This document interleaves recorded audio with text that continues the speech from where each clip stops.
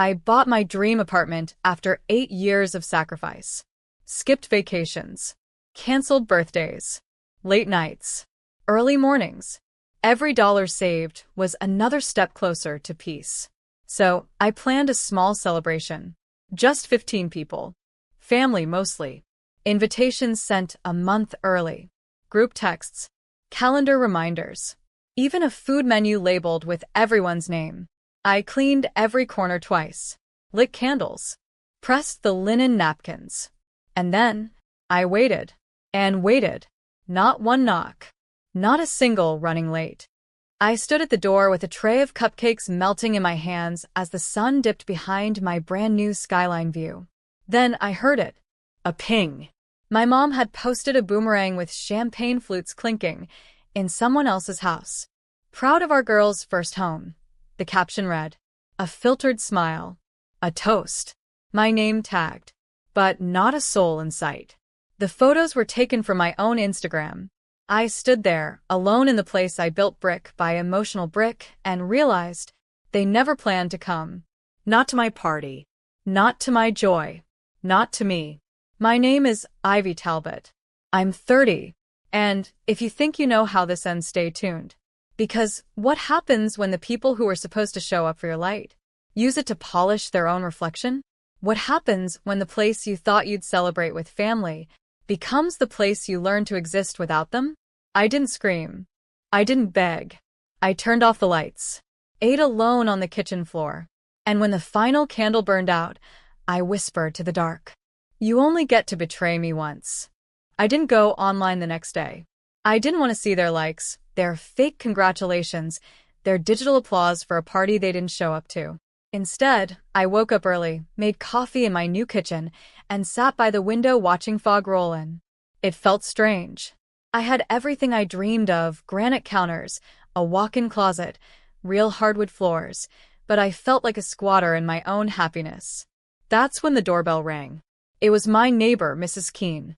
Late 60s. Floral dress. She handed me a tiny potted plant. This place deserves love, she said. You deserve people who water you back. She didn't stay long, but I cried when she left. Later that night, I opened my family group chat. Missed messages. You should have reminded us again. Your brother had his game. Next time, let's just do dinner at Mom's. Then Mom chimed in. By the way, can you help co-sign Ezra's lease? It would mean so much. I didn't respond. Instead, I opened my banking app. 2 auto payments from my account. One for Mom's cable, one for Ezra's car insurance. I canceled both. I sent a single message. I bought this apartment for peace. Not to be a silent sponsor for people who don't care I exist. Consider this the last payment. Silence. Then 3 dots appeared and vanished. It was the quietest group chat had ever been. I looked around my apartment. Walls I painted myself, shelves I built, windows I cleaned, and whispered, this home isn't for them. It's for me. Because sometimes the people who never show up are the ones who taught you how to stand alone. A week passed. No apology. No surprise visit. Just silence, and then, predictably, a favor. Mom called, voice tight and sweet. Ezra's loan didn't go through. They said you were listed as the fallback cosigner. Could you just... I didn't even let her finish. I removed myself, I said calmly. Like I removed the spare keys I left under your mat. A pause. Then her voice sharpened. Don't punish your family over a little miscommunication. You're being dramatic. There it was. The word again. Dramatic. The word they used when I cried at graduations they skipped. When I sent reminders no one read. When I poured effort into invisible milestones. I said nothing. Just ended the call, blocked her number, and deleted the shared family calendar. That night, I walked to the rooftop of my apartment. The skyline blinked with soft city light, wind weaving through my hair like a lullaby. I wasn't angry anymore, just weightless, until I got a DM from someone unexpected. Hey. I was at Ezra's party. Your mom said you didn't want visitors. Said you preferred to be left alone. That didn't sound like you. It was Sarah, my cousin from Michigan. She had tears in her voice even through text. I would have come, Ivy. I'm sorry. I replied honestly. Thank you. You're the only one who's asked how I felt. Then she asked something that made me stop breathing. Can I come visit now? I'd love to see your place. I looked out at the view, lights twinkling like promises, and smiled. Yes. I'd like that. Because healing doesn't mean isolating forever. It means deciding who still deserves a seat at your table. Sarah arrived the next weekend with a tote bag, a bakery box, and arms that hugged like home. We sat on the floor of my empty dining area, eating raspberry tarts off napkins and talking like we used to when we were kids, before distance, before adult things, before expectations cracked everything open. She asked, "Do you miss them?" I thought for a while, watching steam rise from our mugs. I miss the version of them I used to believe in. Then I smiled. But I like this silence more than begging for noise that only hurts. Sarah didn't speak. She just nodded, slow and understanding. Later, we went through old boxes, childhood photos, report cards. One by one, I tossed the pieces I'd held on to out of obligation. And as I folded the final cardboard lid shut, something inside me shifted. I didn't owe anyone this apartment. Not the walls. Not the view. Not the happiness stitched together from broken pieces. They hadn't built this. I had. Sarah left on Sunday, leaving a sticky note on my fridge. Proof you can be the light, even when they leave you in the dark. But Monday brought another storm. An envelope from the family lawyer. A formal request, notarized, asking if I could voluntarily transfer part ownership of the apartment to Ezra as a symbol of unity. I almost laughed. Instead, I took a pen, wrote a single word across the form, and mailed it back. Denied. No speech. No drama. Just boundaries, the kind you build when you finally realize. Silence isn't weakness. It's freedom. I thought that would be the end of it. A clean break. A quiet line drawn in ink. But people like my family don't let go when they lose access to what they believe they own. 3 days later, Ezra showed up. Not a call. Not a message. He rang my doorbell at 7 a.m., wearing a tight smile and holding a grocery bag like it was an olive branch. I thought I'd come by and finally see the place, he said. I let him in. Not because I wanted to, but because I wanted to see what the performance looked like up close. He walked around, nodding. Nice space. Could have used a little more light in the kitchen. Mom said you cut corners. I raised an eyebrow. Mom didn't pay for this. He laughed like I was joking, then set the bag down, pulled out orange juice, and poured himself a glass. As if he belonged. As if this wasn't the same man who'd texted LOL when I invited him and got no reply. He walked over to my bookshelf, ran a finger across the spines, then stopped. You know, he said, turning to me, it'd really mean a lot to the family if you just shared the asset. We could put it in everyone's name. Keeps things equal. I took the glass from his hand, poured the juice down the sink, and whispered, equal is when everyone builds, not when everyone takes. He stared at me, stunned, then turned, slammed the door behind him. I locked it, sat on the floor, and for the first time since move-in day, I laughed. Not bitterly. Not to hide the hurt, just freely. Because claiming your space means knowing who no longer gets to enter.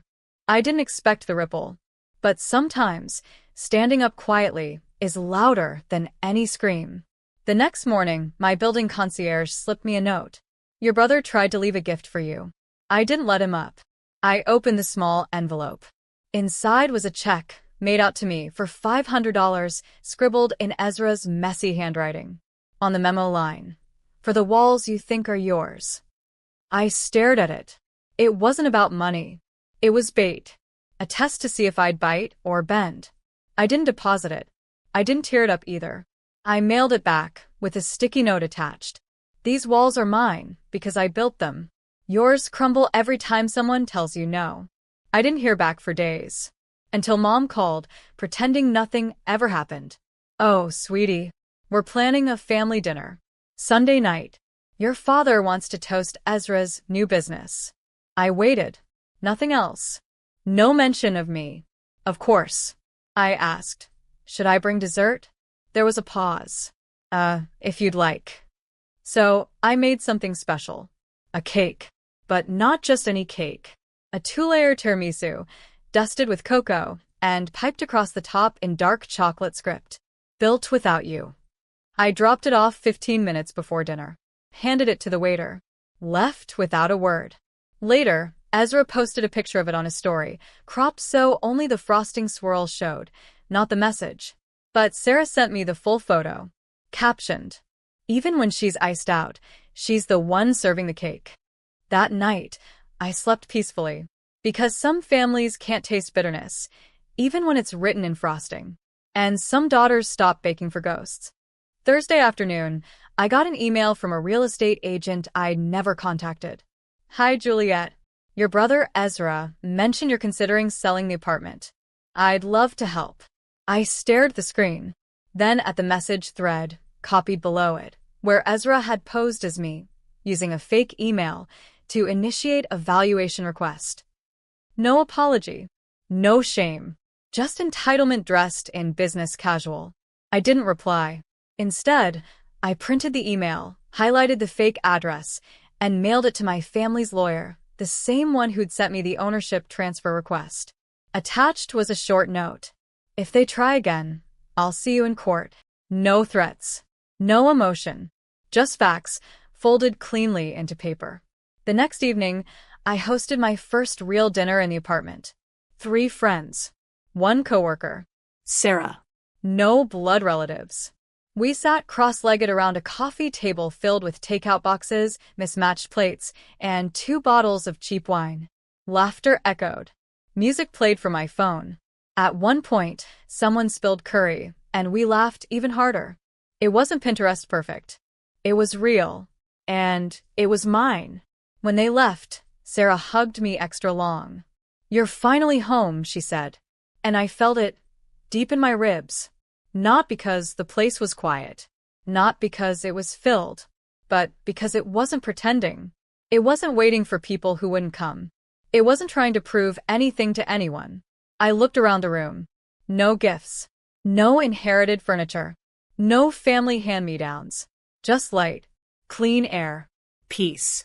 Sometimes the most expensive thing you own is the space where no one else gets to rewrite your story. Weeks passed. Not a call. Not a knock. Just silence, the kind you earn. Then one morning I got a notification. Ezra's business had gone under. The building he leased had been shut down due to unpaid taxes. A family group chat, one I'd been removed from months ago, was now circulating screenshots of fundraisers, desperate pleas, and hashtags. Mom had posted, "Please help my son rebuild. He's always been so generous." Generous, like skipping my restaurant launch. Generous, like eating cake he didn't bake. Generous, like trying to steal the one thing I had built from the ground up. I didn't comment. I didn't share. But I did donate. $7.61, 1 cent for each year I saved to afford my apartment. Attached was a note. From the girl with no guest list. I didn't need to see their reaction. I already knew. Silence is the most eloquent language when you're done explaining your worth. The following Sunday, I opened my windows, brewed fresh coffee, and sat barefoot on my balcony. Below, the city pulsed with strangers chasing dreams. Above, clouds drifted slowly, directionless, but still moving. In my living room, a small card stood framed on the shelf. "You made a home out of absence." A gift from Sarah. A reminder that sometimes, peace isn't loud. It doesn't shout over the void. It simply fills it. Quietly, fiercely, fully. I smiled. Because they once taught me I wasn't enough. But I had learned to be more than expected. More than needed. More than forgiven. They lost me the moment they refused to show up. And I found myself the moment I stopped waiting. My name is Juliet Martin. And this is the story of how I became whole.